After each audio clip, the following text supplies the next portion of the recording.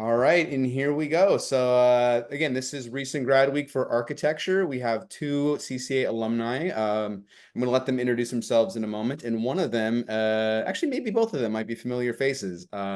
Mitchell is a frequent flyer to the career fairs. You might have seen him from TLCD architecture. And then Lucas graduated from the March program, and he's working as well. So I will turn it over to Mitchell to introduce yourself, and then we'll get going.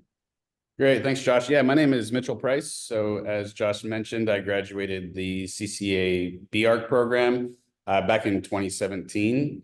And I've been fortunate enough to now be working for a company called TLCD Architecture. And we actually participate regularly in the career fairs, both in the fall and the main one, which happens in, March or so. So our firm, we're located up in Santa Rosa, California. It's about an hour north of San Francisco. Originally, I was born and raised in Sonoma County, so it's kind of nice to be able to come back and live in my hometown and work at a decent sized firm, which I didn't really think was possible when I first went to CCA. Yeah, and I can touch base a little bit more as we get into it about further questions you have about the firm, but we basically do healthcare, mixed use commercial, commercial, and education. So with that, I'll turn it over to Lucas. Have him introduce himself as well. Hi, I'm Lucas. Excuse my 1980s headset, but that's the only thing that we have here in the office that doesn't let any other noise come through. I graduated from the BArch program in 2019, so last year, and I work for Anacapa Architecture down in Santa Barbara. I was looking for a while in San Francisco, and I expanded my search. I actually went from undergrad down here, so it's nice to come back and have some old friends. Our firm kind of focuses mostly in high-end residential as well as hospitality projects. We've done a few here in Santa Barbara, some in Portland. So it just kind of varying in size and scale. Our office is about 25 people. So it's nice to be in a smallish firm so you can learn a lot in the first few years. Yeah. Cool. And I appreciate the 1980s headset. I'm in the midst of a Miami Vice marathon. It's pretty intense. All right. So with that in mind, let's jump into our questions. And again, if you all have questions along the way, feel free to throw them in the chat or anything. But the first one, and it's interesting because Mitchell and Lucas, you have kind of different timelines kind of things of this, and you kind of have different perspectives. So how would you say, how does someone who's recently graduating or about to graduate, how can they stand out in the industry when they have limited experience and trying to be a viable candidate? So maybe we'll start with you first, Mitchell. Yeah, I think, I was overlooking this question when you sent them out earlier, and that was one that stuck out. It's like, for me, I think it's about, with limited experience, communication is like a really strong, asset to have, is, being clear in your communication, following up, and understanding that after you're kind of in the working environment for a while, our main focus is, in the career, it's like, is our work. And so I find it helpful if people are very kind of clear and with their communication with me, following up. I've been to the career fair a couple of times, so people have shown up and I kind of see people. So it's kind of like, I guess, just kind of recognition and just being there, being present, and having some communication with places that you're interested in going, and not thinking that you're really being a hassle if you're kind of, unless they say, hey, don't talk to us anymore. But, if just kind of following up and, having some clear communication, I think would be a strong asset if you're still, lacking some skills. But every place I've worked at, they've really encouraged, growth from their like mentor or junior staff. I think that it's part of the industry. You can't just jump into this thing and expect to know everything. I learn things every week. Mm-hmm. Yeah, I agree with that. Especially just because school and work-based kind of day-to-days and deadlines are just so different in a sense. So it's just everything is a learning curve that you kind of have to get used to. What I kind of jotted down was that you should just relate to whatever experience you do have. companies love to just have you be interested in something and then kind of show how that is related to their firm and how you can like be an asset to them, whether it's like your hobbies or your like if you played sports, you can be a team player, and just isn't small things like that conversationally really make you stand out. And I found the most success with that as well. Awesome. All right. So my next question, it kind of like is building off of that one. So somebody who is recently graduating, what sort of advice do you have? And in Mitchell, you're more on like the hiring side of things than Lucas is. So like, what kind of advice would you have when you're looking at somebody's portfolio when they're doing applications? What kind of like pieces or quantity or depth or things like that would you be looking for? Yeah, I mean, when I've been looking at portfolios, more so than resumes, because I'm still kind of into that design work.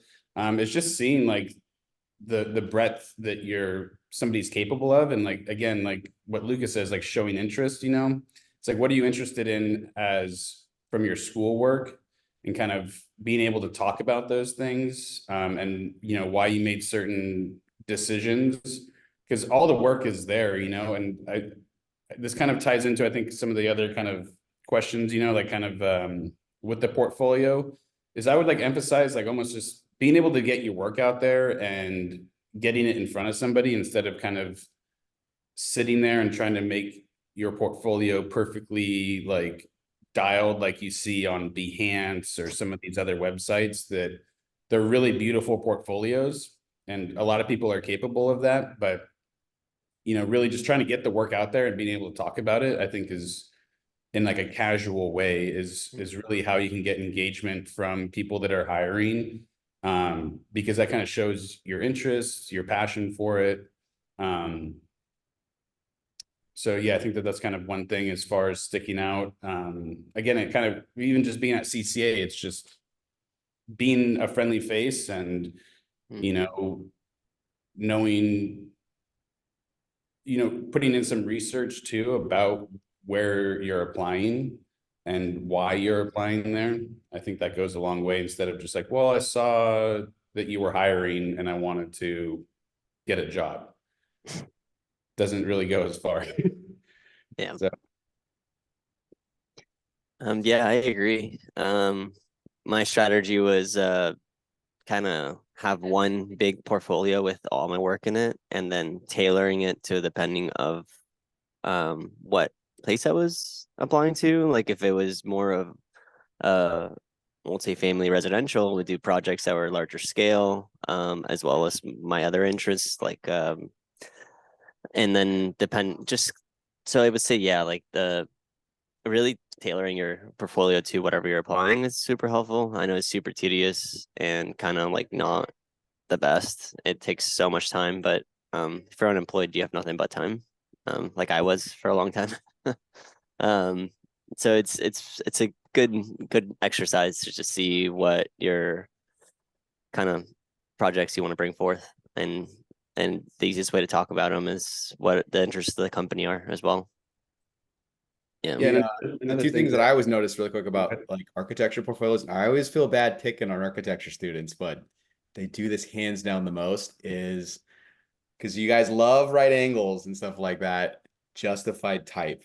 Everybody does that, and it is so illegible. Like, especially if you want somebody to read like a block of your text. So that's the thing I always pick on somebody about. And then the other one is like the volume of renders. Like I always tell students, like, is there a difference from this version to that version? So that way you can really choose down like the things that people do want to see about a project. Mm-hmm.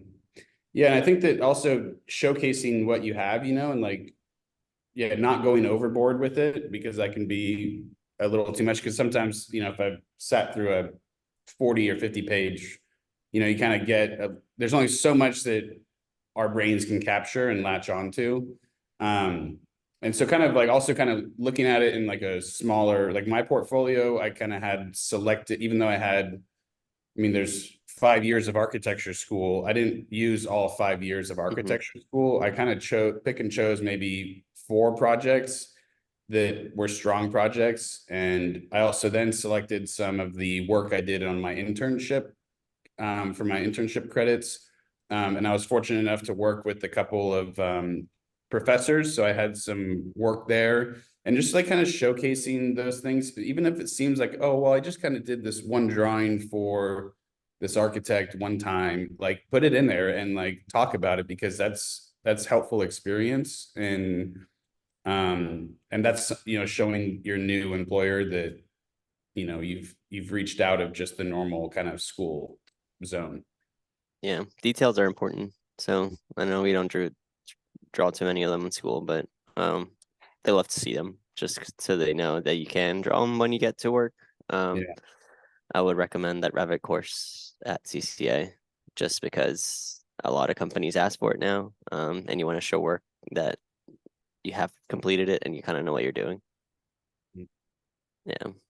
All right. My next question, and again, this is interesting because it's two sides of the coin. Like Lucas just started working a little while ago, and Mitchell's more the established one. So there's different views here.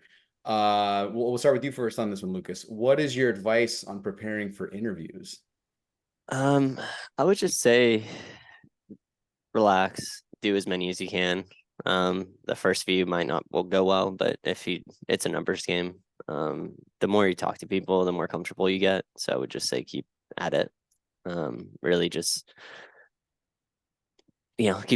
just do as many as you can. Try to be comfortable. And find something you relate to the interviewer about.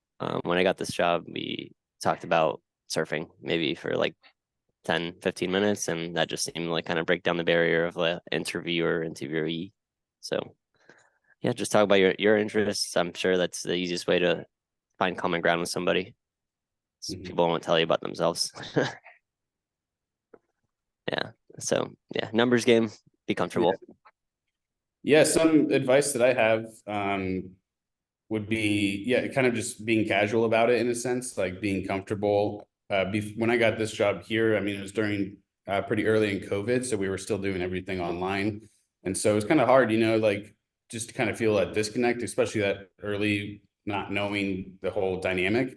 So I went out for a walk, and actually like a neighbor picked me up, and we went out and got breakfast, and I was able to just have this conversation with him, and that got me kind of warmed up in like a casual mood.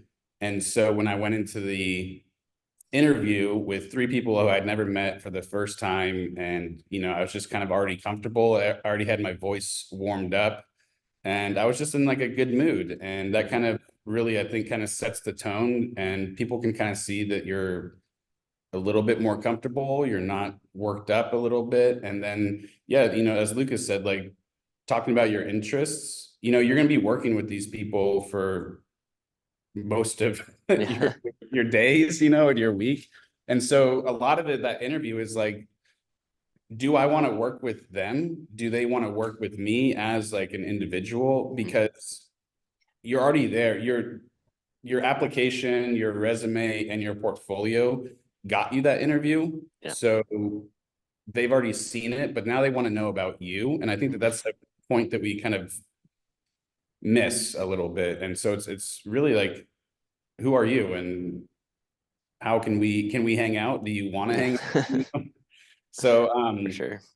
you know, it takes each firm, you know, I've worked at big and small firms. So each place is a little different, but I feel that when it clicks, you feel it, and you know that it's a good fit. You can definitely feel it. That's actually a really good point, and something for y'all to remember too is like it's always a two-way street. So if you go in and you're not feeling like the click or anything like that, like, you know, it's gonna sound crazy because in your head you're like, I need a job.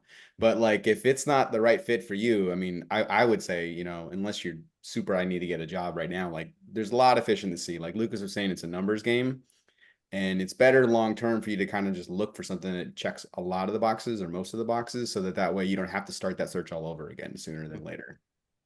Right. Yeah. All right. So, and again, if you have questions, feel free to put them in the chat or, you know, unmute yourself. My next question for you guys is, what do you feel was the hardest thing for you to adjust from being a student to now you're a professional? Uh, You go ahead. Yeah.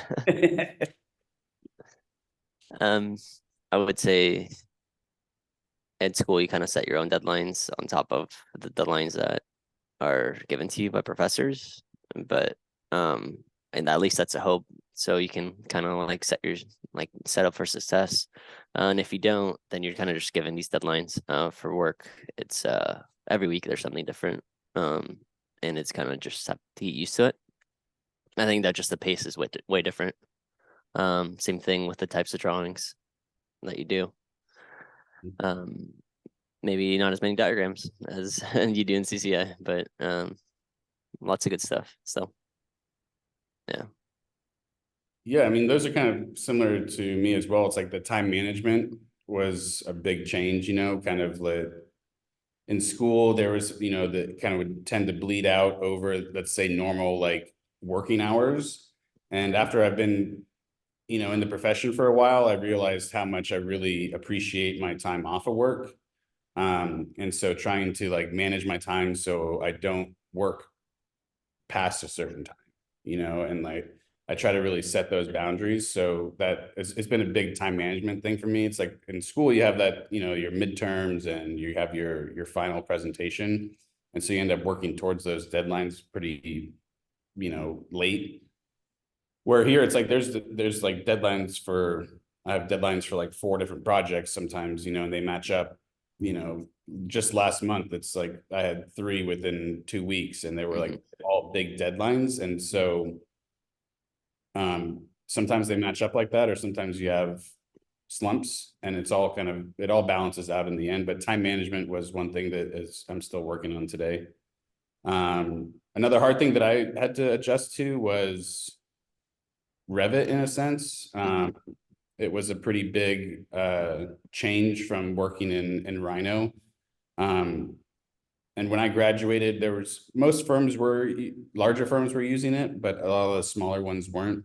So just kind of a professor told me one time at CCA, like, don't learn a program, learn how to learn programs. And so I use that advice to kind of just like, okay, just like step away at it, chunk away at it. And it's not like a requirement by any means, but that was a challenging thing for me to switch over to. And yeah, like getting used to drawing less diagrammatic and being a little bit more technical was also a shift. But that's part of the learning process. It's like the profession of architecture it's just a continuation of, you know, kind of the practice. So that's like our next step. Like we kind of learn, you know, we learn all the diagrams to kind of get out our ideas conceptually. And then once we start practicing architecture, then that's how we, you know, make our kind of diagrams come into reality. Well, you both have been alluding to it with talk of Revit, but what skills or software did you not learn in school that you wish you could have learned or would have been a little bit more helpful to prepare you for things a little bit easier? Revit. I mean, more of it. It's too smart in a sense. Like it's just like thousands of things you can do with it. So trying to find the way that you can use it the best. I mean, the core set CCA does help just to get you started and have some work, and so you can go to the office and start, you know, working right away. Besides that, CCA did a good job of using Photoshop, Rhino, all of the other programs to get you kind of teed up and ready to go with everything else. Yeah, I'd agree. I mean, just like I didn't take the Revit course at CCA. I think when I graduated, it was the first, like my last semester there was the first semester that they offered it. But yeah, I mean, we use like, I think that's like our tool because that's what we're using to create our construction documents. But we're also using it to create renders. It's a really powerful program and it's really tailored to the architecture, engineering, like construction field. So it's really universal. Some other ones that I think like there's this other program we use a lot called Bluebeam. It's essentially like Adobe PDF Acrobat, like on steroids. There's not a steep learning curve to that, but it's a very powerful tool and collaboration tool that I really like. Outlook, I'm just gonna throw that out there. Like even just like our like mail program is, it's a lot. Like we're getting lots of emails throughout the day, calendar schedules, and just like something that maybe like that kind of ties into the previous question is like just kind of managing those things. And so, I kind of wish that we had a class at CCA that even, it's super boring. I get that, but like just kind of like one of those things of like, how to kind of set up to your Outlook to have a good success of like communication with consultants or clients, whatever. All right. And then Lucas alluded to this in an earlier question. But how long and what was your search like before you landed your role? And we'll start with you on that one, Lucas. Mine was about like 6 months. I applied to probably like close to 800 places. Lots of non-replies, lots of like silence. So that's it goes to say that if you do get an interview, they do want to talk to you. So just, kind of be happy that you even have that opportunity. On top of that, I would blind your search if you don't mind moving. It's great. See other places, work, meet new people. Interesting. Yeah. Cool. So not short. Yeah, mine was when I graduated, I was already working with a professor. And so it was just him and I. And so I worked with him for about 2 years. And then I decided that I kind of needed some different experience since it was such a small firm. And we were doing like high-end residential. And so I kind of wanted to branch out being kind of young in my career. So I did go on a search and he was, well, I was very communicative with him. So he was understanding that like, I needed different experience, but while still working with him, I think that one took about 3 to 4 months. And the economy was doing pretty good then too. This is before 2020. And then I worked at another firm in the city that then was acquired by Perkins and Will. So like a really large international firm. And I worked with them until the pandemic. And then it was kind of one of those things of like last hired, first fired kind of thing with when they did their downsizing. But during that time, I also had a lot of personal things going on. So I took some time and, really kind of just kind of was with myself and took some time back from it. So, and then when I restarted my search, I was looking specifically in Sonoma County. And so I was able to kind of find TLCD architecture. And with them, I applied for the position, but it was a position that was like 1 or 2 rings above where I was at. And after the first conversation with them, they like, well, like, thanks for sitting down with us, but, we really don't have like where your skills are at isn't where the position's at. So I was like, great, fine. It's still good to get those repetitions in, as Lucas said. But then, followed up email, communication, let them know that I'm still thinking about them. And like the week later, they're like, actually come back and talk to us. We like created a position that we think you'd be a good fit for the firm. And so that's how I got started here. Kind of just consistently been working, but definitely taking, I took a big break in between. But yeah, I've been here now for 3+ years. Before we go to the next question, I will say that you all, if you have graduated, it's perfect time because it's not the holidays, it's not the beginning of the year, not the end of the year. It's like smack dab in the middle of everything. So despite all the wackiness happening in the world, this is the perfect time to be applying for jobs and things like that. Again, if you all have questions, this is the perfect time to ask them. But my next question for you guys is, it could be as specific or ambiguous as you might feel that it is, but what would you feel is like the biggest challenge that you guys are facing in the world of architecture right now?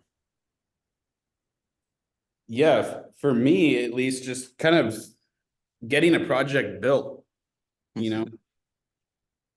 do all this work on the front end of it, and it's just a challenge really to, you go through the process of designing. It's like I work in our practice we call open practice. So it's more publicly, private funding. It's not coming from the state or from a big hospital.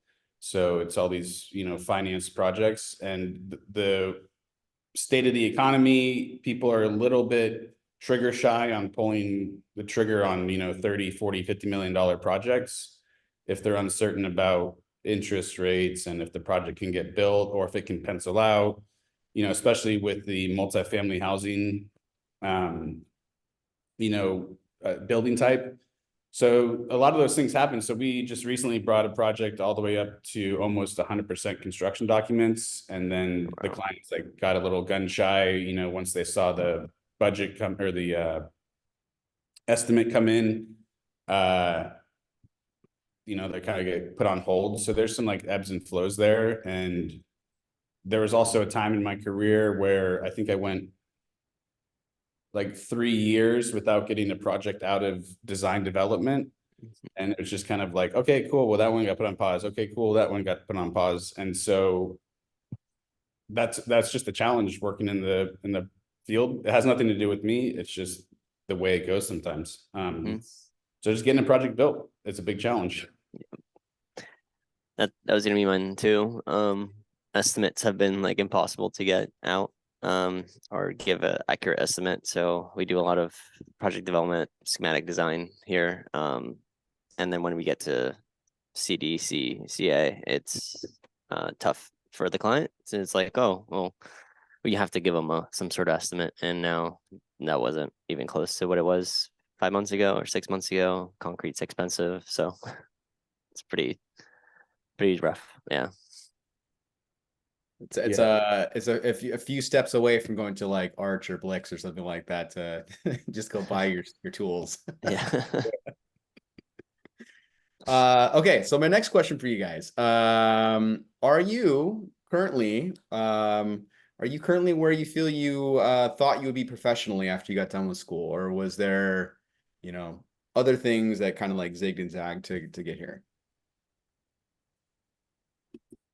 Yeah, I think that I'm where I'm at in my career, but I also sometimes feel that like I should be a little bit further. And I did start a little bit later.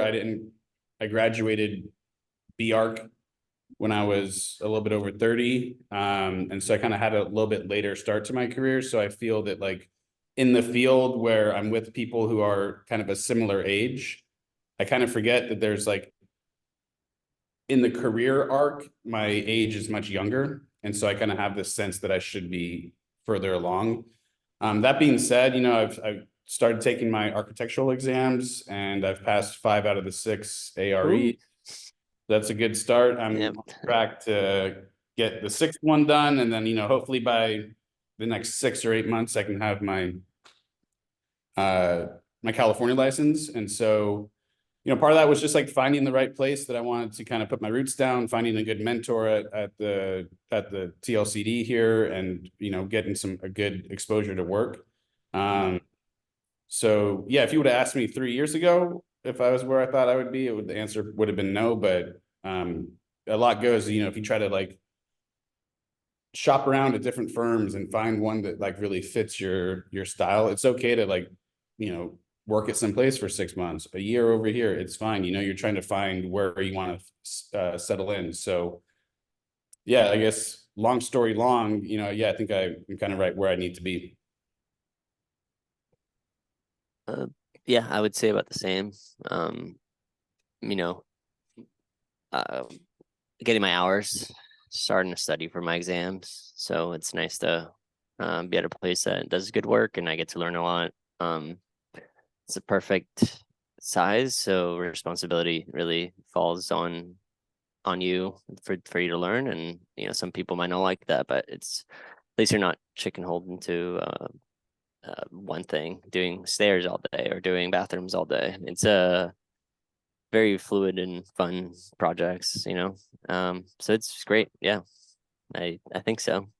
CCA set me up to be successful at the role. Awesome. And actually, Mitchell, to some of the points you made, I think that helps to reinforce the thought of like it's a career. So it's kind of like steps Sorry, Lucas, making steps. But it is, steps you take to, some of them are shorter and some of them are a little bit longer, but it's like steps you take to get to different levels of things. So, always try to, it's hard, but try to keep that perspective as you guys go out there. So that way you're not expecting the world necessarily and it's more realistic so you can climb a little bit. But the ice has been broken and we have our first question in the chat. All right. Should I show I can work all kinds of projects, or should I try to specialize and show my passion for one type of project? This is for what kind of internship should I go for, and what should I show in my portfolio? Yeah, so I can speak on this because I kind of have fielded this question before, and I kind of also agree with it. Like, I think that coming out of your CCA career or coming out of your CCA schooling, I think it's important to be open to all types of projects and all types of work. Because right out of school, all I wanted to do was single family homes.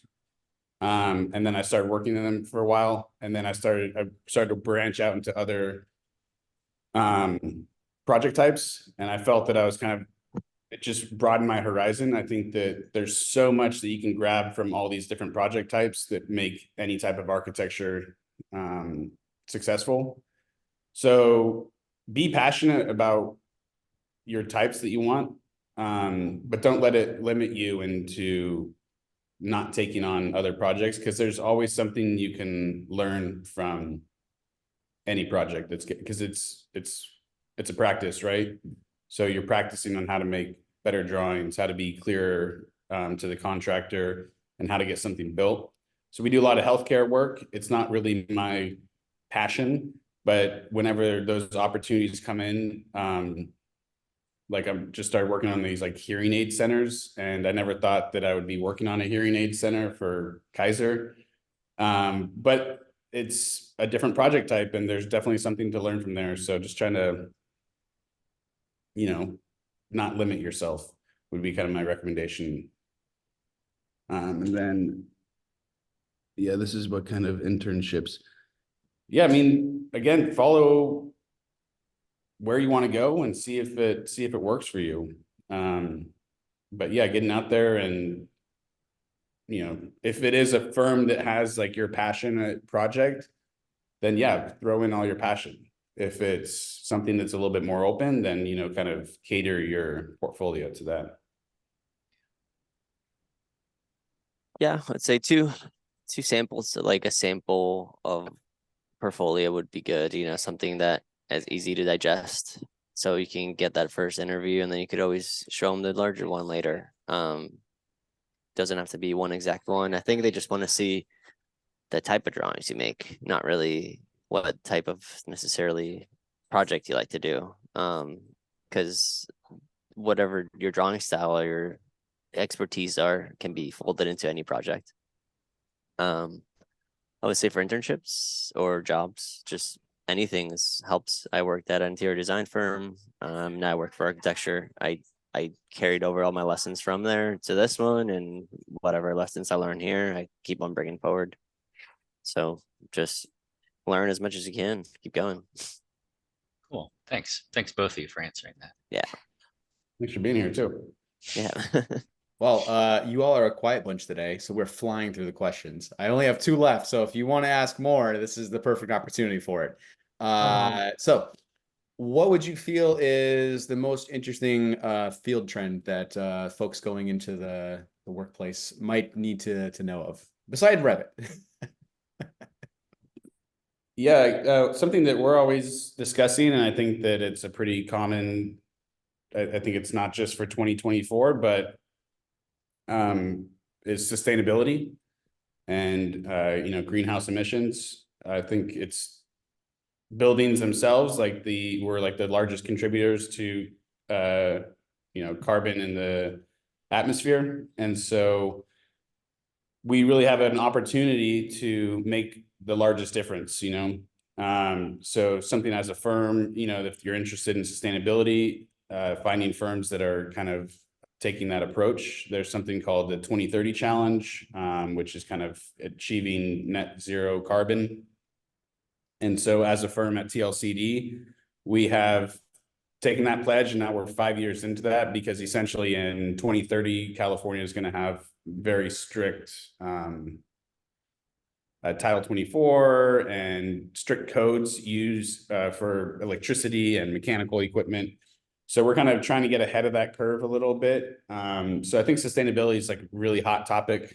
Another one would be artificial intelligence. We're looking into that as well. And right now it's kind of like, it's this peak where it's coming up. It's really, everyone's talking about it, and we're trying to figure out, how it's going to start affecting our field. I don't think it's not really taking jobs away from architects and designers. There Yeah. are some, yeah. So yeah, I mean, it's still one of those things, like where you can type into Chat GPT, ask it to write you out something, but there's still errors. There's still, a need for specialized, review and stuff like that. But I'd say for me, at least, it's like AI and sustainability are some hot trends coming through. Yeah, I would say those exact two things. Being a single family residential, people don't do sustainability unless they have to. Title 24 being one of them. So increasing those mandates coming through are gonna change everything. AI is definitely something we talk about. It's just kind of learning the prompts is, a hurdle that some people are taking on. Some people are just saying whatever. I'm pretty sure once it gets implemented into a Revit 2025, 2026, that's when people will start using it. Construction and architecture being very slow at adopting new technologies. It's very normal. So yeah, we'll see. But those two styles are all about the same as they were the last few years. Things change slowly. Things Yeah. take a long time to get built. Yeah. All right. And then again, we're coming to the end of this, unless you got questions. So my final question for you both is, what is one piece of advice that you would give to these folks as they leave CCA and they go out into the wilderness of being grown-ups who work for a living? Enjoy your time. Yeah, I would agree. Do all of the classes that you have available. Take all the shops, because those are hard to come by and expensive when you want to use them outside of school. Yeah. Yeah. I have a question. Yeah. What do you think is like the appropriate time to follow up and try not to be too pushy or too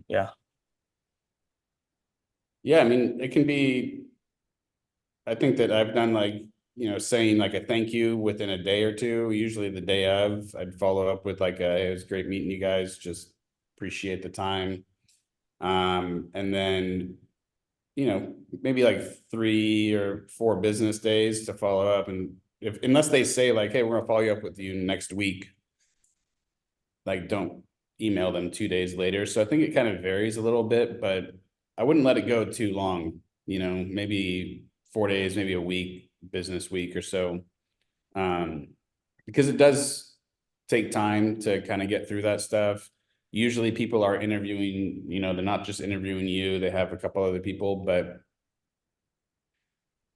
like it would be hard unless like, I would say the only time that you'd be pushy is if you're sending multiple emails, daily or something like that would be. So giving just people like a normal amount of time to follow up, maybe 2 to 3 days sometimes be my recommendation. Yeah. When you send your application and they don't respond, I would say a week. And then maybe 2 weeks later. And then they probably won't respond after that. So some people want you to follow up and will only respond if you follow up with the first submission. It's a way to weed out people who are just like mass spamming jobs. So Great question. Any other last questions? Oh, we got one in the chat. How relevant is an experience in wood shop, ceramics, jewelry in an interior design firm? And what do you feel like it has a place in the portfolio?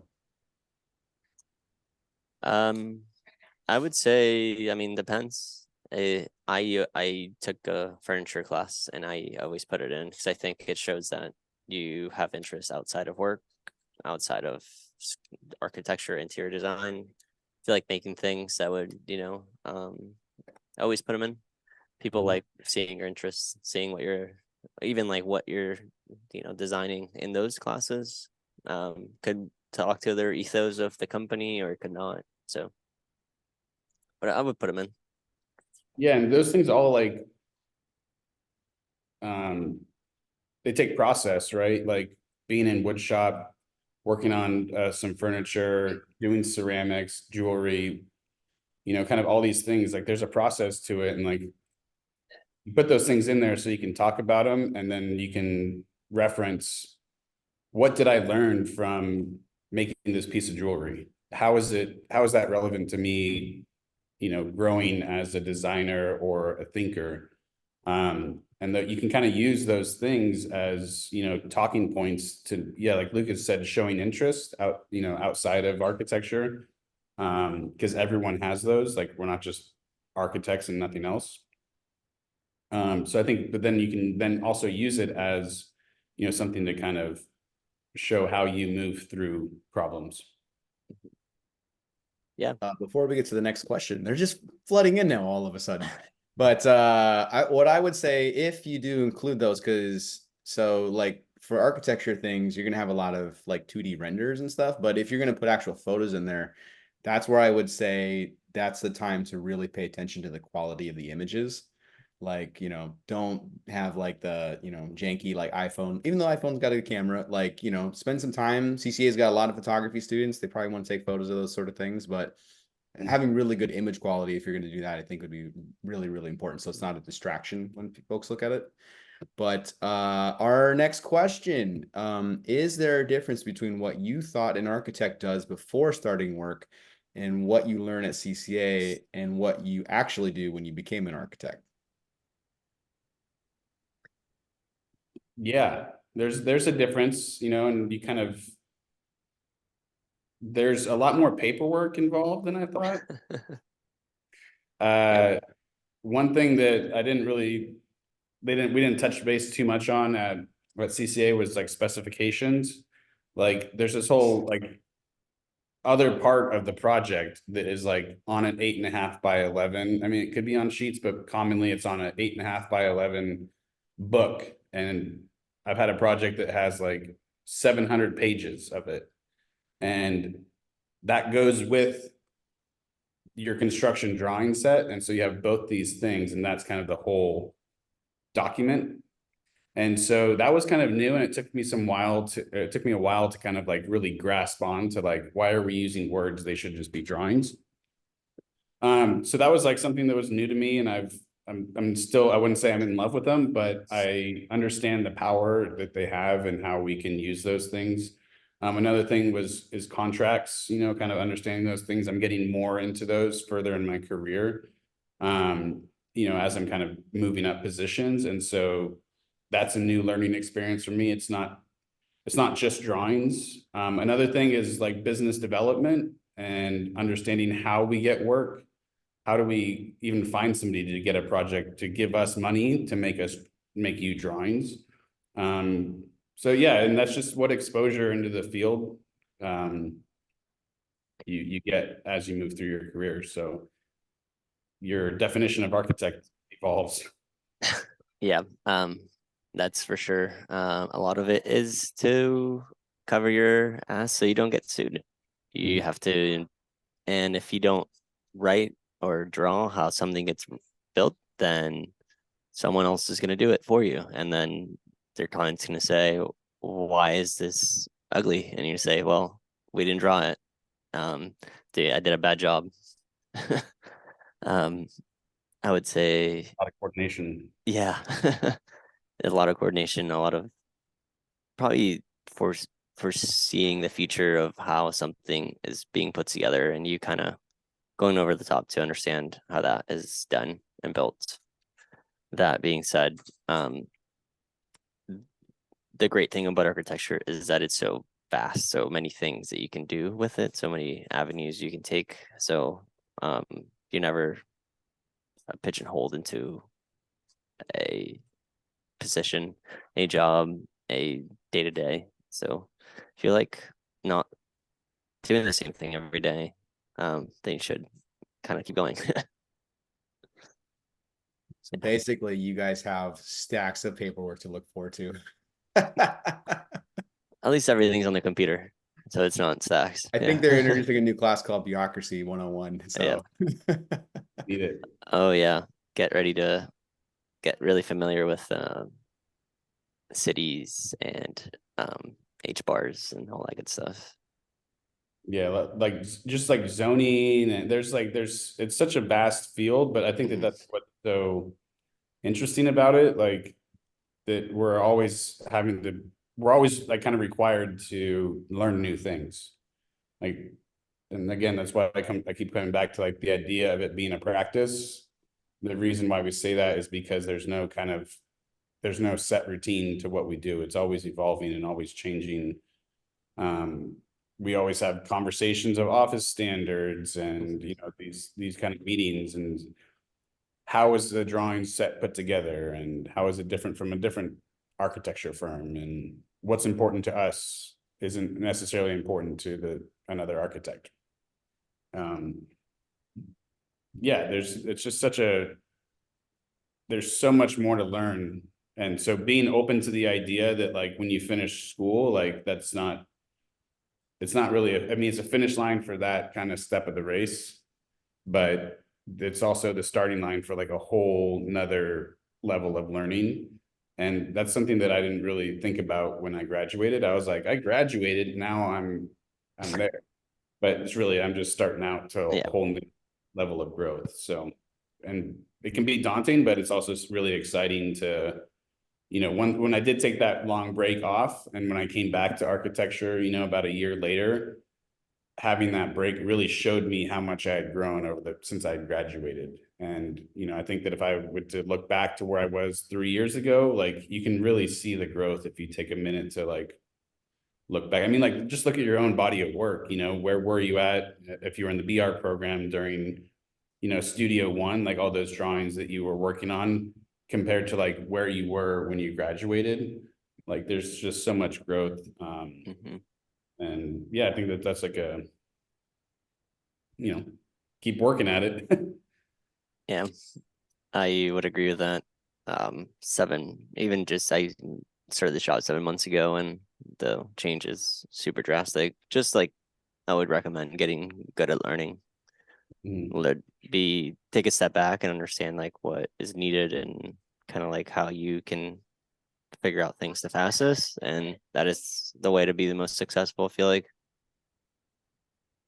And asking lots of questions, Yeah.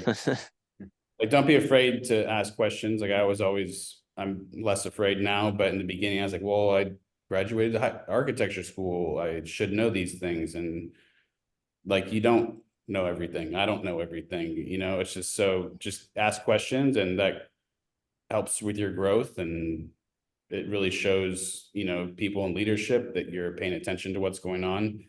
And yeah, I mean, it's helped me out a lot, especially with these like new contracts and specifications. I was like, what am I doing here? And so I sit down with somebody and talking through it.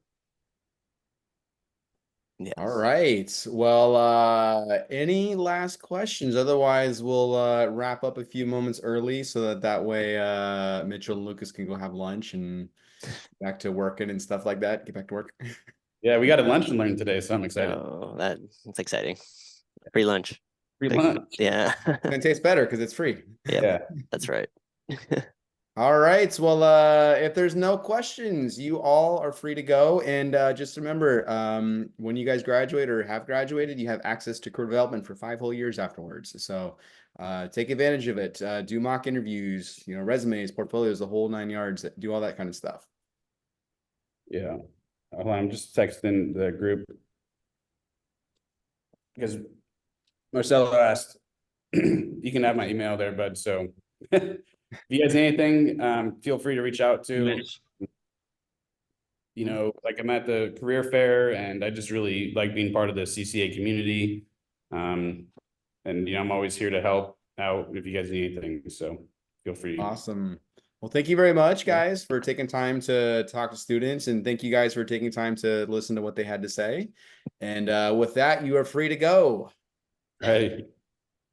Good to see you, Josh, Lucas. Likewise. Good to Oh, meet actually, Nice to meet you. you. if you guys could stay on for